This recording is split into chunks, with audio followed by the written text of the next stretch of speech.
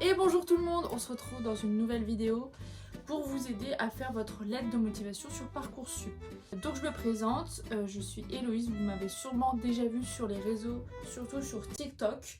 Je fais des vidéos sur l'architecture parce que je suis en école d'architecture tout simplement. Aujourd'hui on va surtout se concentrer sur la lettre que j'ai faite pour une école d'architecture. Après bien sûr vous pouvez prendre tous mes exemples pour une autre école. Je pense que dans tous les cas ça marche pour toutes les écoles. Donc j'ai quand même structuré cette vidéo et je vais vous donner du coup quelques conseils et peut-être qu'à la fin je vous mettrai celle que j'ai faite il y a 3 ans du coup, mais vraiment c'est pas un exemple, je vous conseille pas de la prendre parce que vraiment j'ai été acceptée à 2 écoles sur 7. Super. Ensuite, donc déjà j'aimerais un tout petit peu expliquer qu'est-ce que c'est une ENSA. C'est une école nationale supérieure d'architecture. Il y en a 20 en France. Le pourcentage d'admission est de 9 ou 7, je crois, ça dépend des écoles. Il y a 6 écoles d'architecture à Paris et donc moi j'avais fait 7 choix sur Parcoursup. J'avais mis les 6 de Paris et une en Normandie. Donc j'aimerais expliquer que pour être accepté en école d'architecture, il faut déposer son dossier sur Parcoursup, donc il faut s'inscrire, etc., etc. Il faut déposer donc son dossier de notes, donc celui de première et de terminale, et il faut déposer un projet motivé. Donc le projet motivé, en gros, c'est ta lettre de motivation. Voilà. Il faut savoir, avant de vous montrer des exemples, etc., de lettres de motivation, je vais vous donner 2 conseils en gros. Je ne suis pas parfaite, tous les conseils que je vais vous donner, ce sont des exemples. C'est à prendre ou à laisser, si vous n'en voulez pas, c'est pas grave. Le premier conseil que je vous donne, c'est d'être personnel dans sa lettre de motivation. Vraiment, je voudrais appuyer sur ce conseil, c'est le plus beau conseil que je puisse vous donner, c'est ça. C'est vraiment, soyez personnel dans votre lettre.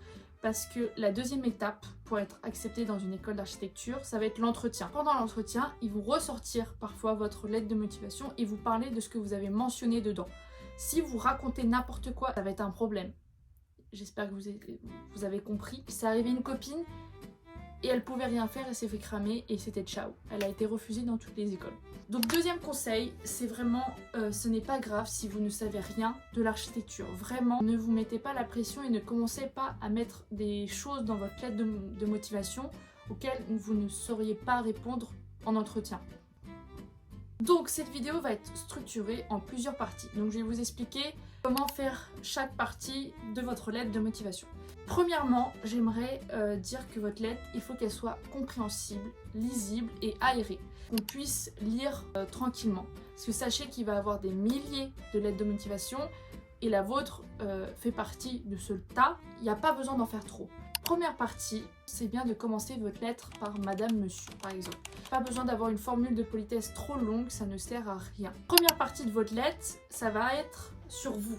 Il va falloir vous exprimer sur vos passions, ce que vous aimez, vos sorties, qu'est-ce que vous faites en dehors du lycée, si vous êtes engagé dans des associations, si vous faites du sport, si jamais tu es dans le cas de quelqu'un qui est passionné par quelque chose, que ce soit la photo, l'art, la poterie, la sculpture, tout simplement le sport. C'est bien de le mentionner, n'ayez pas honte de vous dire oui bah moi je fais rien, je fais juste du foot en dehors de l'école, mais c'est nul, ça n'a aucun rapport. Ne vous dites pas ça parce que c'est vraiment important. Au lieu de faire la liste de vos qualités en disant je suis organisé, rigoureux, passionné, c'est mieux de faire une approche en disant j'aime par exemple le foot, j'aime le sport collectif puisque je suis capitaine de mon équipe, j'ai l'habitude de parler avec les gens, de les raisonner, de m'exprimer avec tout type de personnes et c'est vraiment un argument très intéressant à dire dans une lettre de motivation. C'est bien de mentionner des voyages, même si vous avez fait par exemple que des voyages, je sais pas, en Europe,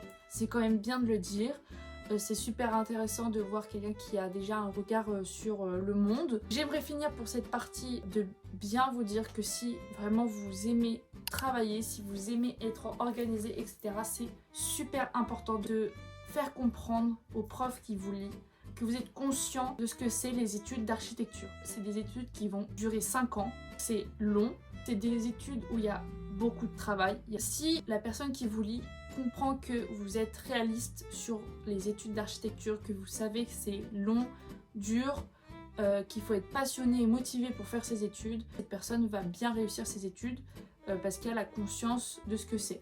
Si jamais vous n'avez pas de passion ou de hobby, si jamais vous faites des sorties par exemple à Paris ou dans des villes, etc., c'est bien de le dire que vous aimez visiter des villes, c'est bien de le dire que vous vous intéressez à comment sont formées les villes, vous visitez les villes, vous aimez vous balader dans les villes, etc. C'est aussi quelque chose qui peut être mentionné dans cette partie. Si jamais vous n'avez aucune idée de ce que vous pouvez mettre dans cette partie, il y a aussi toute la partie association, bénévolat. Si jamais vous êtes impliqué dans votre classe, par exemple, vous êtes délégué ou vous faites partie d'une association, c'est très bien de le mentionner dans cette partie parce que ça montre que vous savez faire la part des choses entre les cours et s'impliquer dans une association, donc c'est très bien de le mentionner dans cette partie. Dans la deuxième partie, on va parler de l'architecture. Dans cette partie, il va falloir expliquer pourquoi vous êtes intéressé par l'architecture, parce que c'est très vaste comme sujet, et donc c'est dans cette partie-là que vous allez pouvoir peut-être justifier le choix de vos spécialités que vous avez pris pour le bac.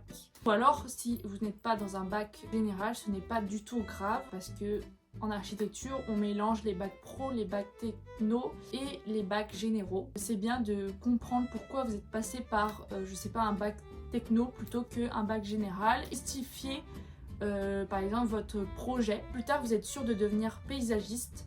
C'est bien de le mentionner et de dire que vous êtes intéressé par cette voie dans l'architecture. Si vous dites dans votre première partie que vous êtes passionné par le bateau, et qu'ensuite, dans votre deuxième partie sur l'architecture, vous dites que vous êtes intéressé par l'architecture navale, etc.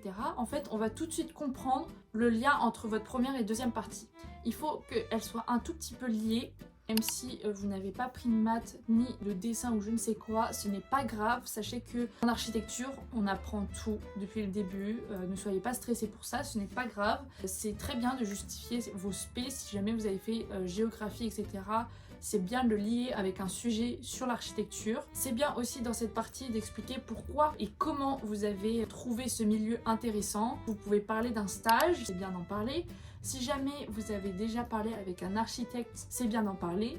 Si jamais vous avez déjà lu par exemple un livre sur l'architecture et ça vous a plu, c'est bien d'en parler. Cette partie, elle est importante parce que déjà aborder le sujet de l'architecture et de comprendre qu'il y a plusieurs sujets dans l'architecture, c'est super important de comprendre ça, de comprendre qu'il y a une différence entre architecte d'intérieur et architecte, c'est complètement différent et c'est bien de le savoir. Comment vous avez trouvé de l'intérêt pour ces études, c'est bien de le mentionner. Pour la troisième partie, on va parler de l'école. La question qui est importante à se poser pour cette troisième partie, c'est pourquoi cette école-là et pas une autre. En France, il y a 20 écoles d'architecture et elles sont toutes différentes. Elles ont toutes des spécialités différentes. Rien que déjà de le savoir, c'est déjà énorme. Il faut vraiment que vos lettres soient toutes différentes pour chaque école parce qu'elles n'auront pas les mêmes spécialités. Si vous avez fait des portes ouvertes, c'est bien de le mentionner et de dire ce que vous avez aimé. Ça sert à rien de dire « je suis intéressée par l'architecture parce que j'ai fait vos portes ouvertes et j'ai bien aimé ». Et alors, en fait, c'est bien d'aller jusqu'au bout de vos idées et vraiment de justifier chaque exemple. Donc si vous dites que vous avez déjà fait des portes ouvertes, c'est bien de dire ce qui vous a vraiment plu, ce qui vous a marqué dans cette visite, pourquoi ça vous a motivé encore plus à faire ces études. Si vous avez découvert par exemple un cours qui donne dans cette école, parlez-en, dites que c'est un cours qui vous intéresse. Je vais prendre l'exemple de Paris-la-Villette parce que moi je suis à l'ENSA Paris-la-Villette.